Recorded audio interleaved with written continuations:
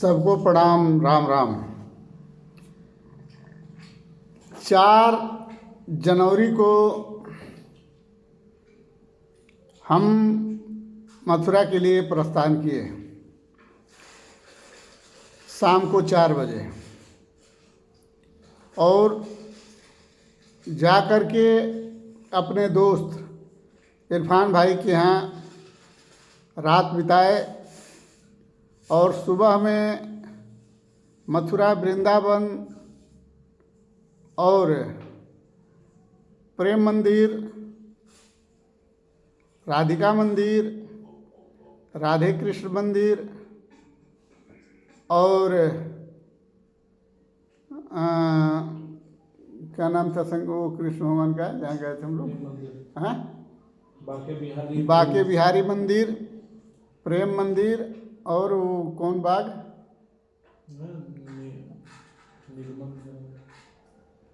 और जहाँ राधा और रानी रात में नृत्य करते हैं वहाँ,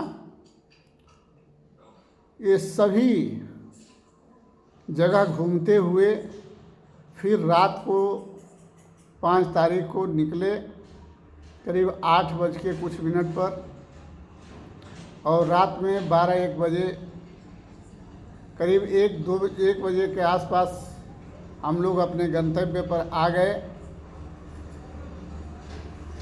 वहाँ जाने के बाद एक चीज़ महसूस हुआ कि जीवन सुंदर तभी है जब हम लहसुन, प्याज, मीट, मछली, मदिरा से दूर रहते हैं। वहाँ हमने बहुत भ्रमण किया, चारों तरफ देखा। वहाँ समोसे, चाट, छोला, चाट, बतासा, पानी, किसी जगह लहसुन प्याज का उपयोग नहीं था। खाने के सब्जी में भी लहसुन प्याज का उपयोग नहीं था। मीट, मांस और मदिरा की तो बात छोड़ ही दीजिए। और नशा खाने वाले लोग भी बहुत कम मात्रा में देखने को मिले। यह देखने से ये महसूस हुआ कि मथुरा घूमने पर एक चीज़ हमको पता लगा कि मथुरा हमारे बनारस, काशी की तरह ही है। जैसे बनारस, काशी में 84 कोस का जो परिक्रमा है, उसी तरह वहाँ भी परिक्रमा है, और उसी तरह नैमिषारण्य में भी परिक्रमा है। और ये सब घूमने के बाद जैसे लगा कि हम लोगों का जीवन सफल हो गया। ऐसे तो हम लोग 5 लोग थे, लेकिन बच्चों के बीच में अपने बचपना को याद करते हुए जिस तरह से हम लोगों ने प्रभु का दर्शन किया और प्रभु से आशीर्वाद लिया, वो अतुल्य है। उसका कोई मोल नहीं है। हम इतने वर्ष की उम्र में पहली बार मथुरा का भ्रमण किया, वृंदावन गया, उनके कारागार देखने का अवसर मिला और तमाम तीर्थों का अवलोकन हुआ। बरसाना रह गया। ऐसे तो प्रेम मंदिर में सभी कुछ दर्शाया गया है, और मथुरा एक ऐसे तीर्थ स्थल है जहाँ सारे पाप खत्म हो जाते हैं, और पूरे भारत से लोग वहाँ आते हैं। और परिक्रमा रोज होती है, लेकिन शनिवार और रविवार को आसपास के जितने ज़िले हैं वो सभी ज़िलों के लोग वहाँ उपस्थित होते हैं। यही कारण है कि वहाँ का ज़मीन का रेट भी बहुत ज़्यादा है, बहुत महंगा है। ऐसे तो जैसे जैसे सरकार बदलती गई और रजिस्ट्री दर बढ़ता गया और ज़मीनों के दाम बढ़ते गए, वो अद्भुत है। मायावती जी के समय में ज़मीनों का दाम सबसे ज़्यादा बढ़ा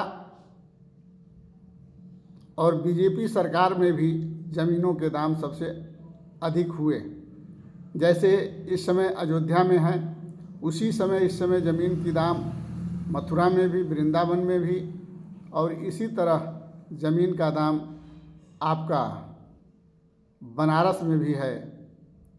इतना महंगा ज़मीन शायद पूरे भारत में कहीं नहीं है। लेकिन वहाँ के लोगों से मिलना जुलना, राधे कृष्ण जी के नाम पर नृत्य और नाचना, और इन्हीं भक्तों की वजह से वहाँ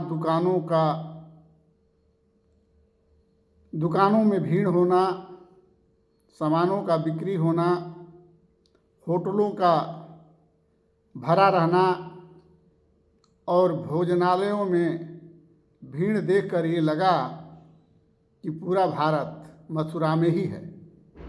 उसी तरह जब काशी विश्वनाथ में जाते हैं हम लोग तो लगता है कि पूरा भारत काशी में ही है। अब ऐसा लग रहा है कि अब ऐसा लग रहा है कि उसी तरह अब लगेगा कि पूरा भारत अयोध्या में ही है।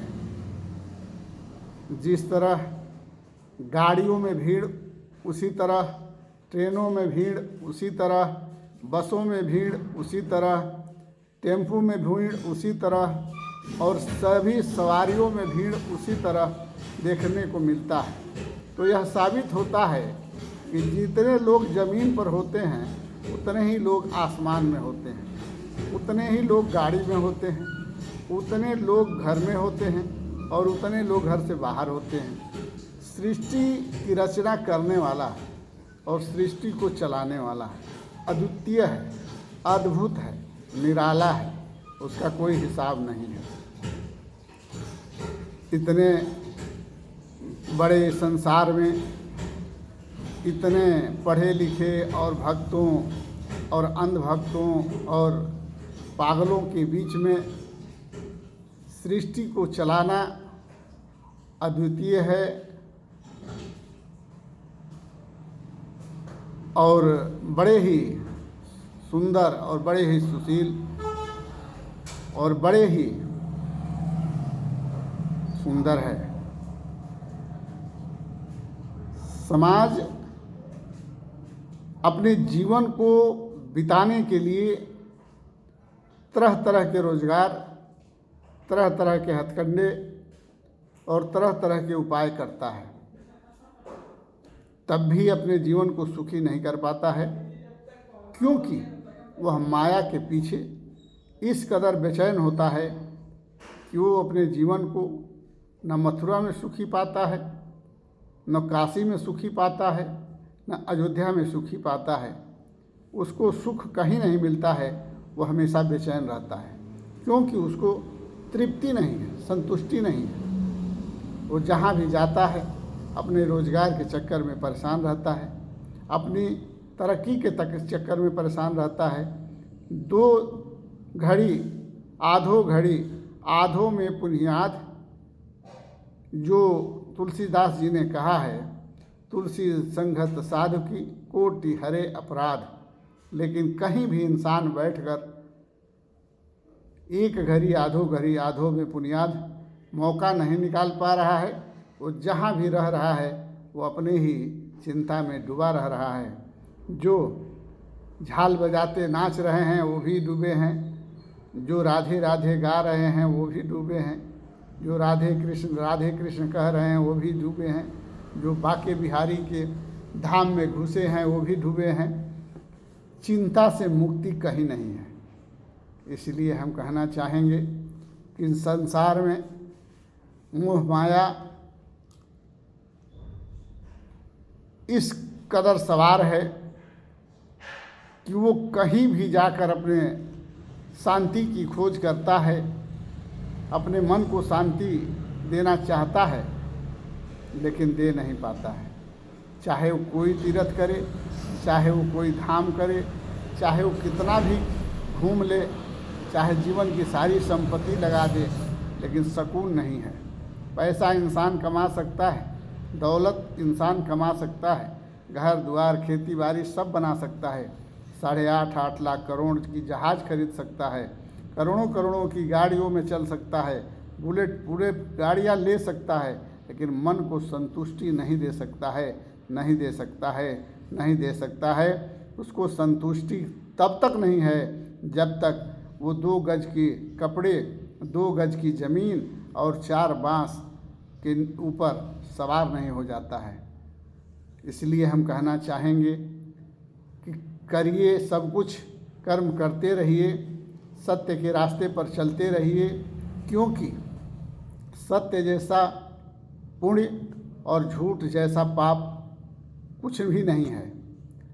इसलिए सरकार बनाने के लिए या प्रधानमंत्री बनने के लिए तरह तरह के झूठ से बचें, क्योंकि अब और तब और कब हम और आप चले जाएंगे ये कोई जानता नहीं है।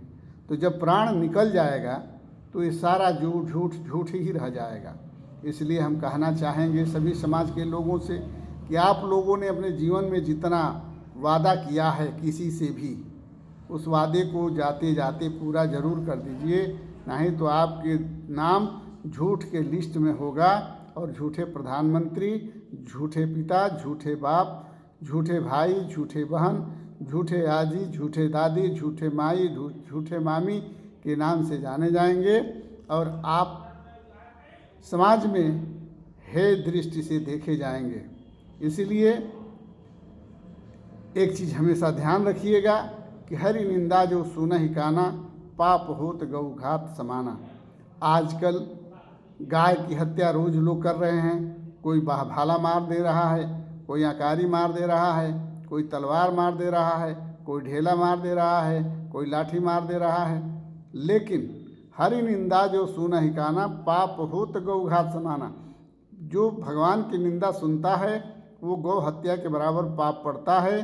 फिर भी इंसान इतना कुछ जानने के बाद भी गौ हत्या करता है, सिर्फ रोजी के लिए, रोटी के लिए और पैसे के लिए।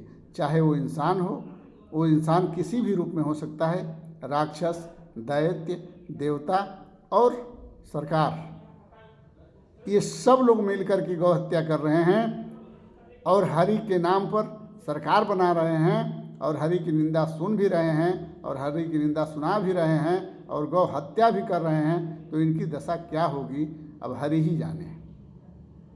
इसलिए सबसे निवेदन है कि आप लोग इस जीवन को सुखमय और सुंदर बनाने के लिए इतना ज़रूर करें कि प्रभु को न भूलें, क्योंकि जो प्रभु का नाम लेता है उसकी रक्षा सुदर्शन चक्र करता है।